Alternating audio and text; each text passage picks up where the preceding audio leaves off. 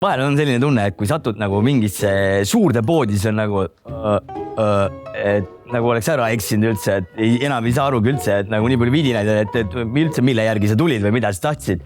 Mul on isegi endal poes juhtunud niimoodi, et ma olen näinud poodi ja ma ei ole isegi aru saanud, kes ma ise enam olen.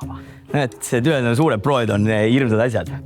Aga mul teine niisugune salakirg on fritüürid. See on nagu mingi nõrkus. Ma ei tea, kes kogub marke, kes käib jahil, kes kalal. Minul on, ma käin fritüüre vaatamas. Ja ma arvan, et kui kuldvillakus oleks, ma oleks kohe niimoodi fritüürid 500. Ja kohe niisugune hõbevillak maksimumi peale.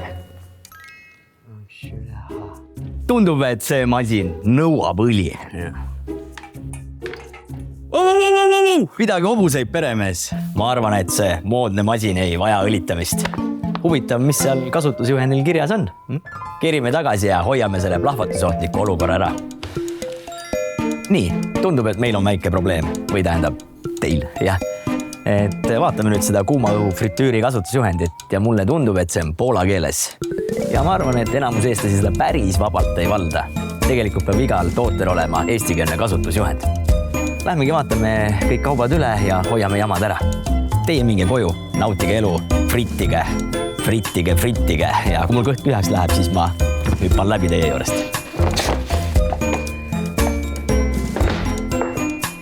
Ma arvan, et siin meil läheb mingi paar nädalat, aga mul ei olegi midagi muud teha, kui aidata.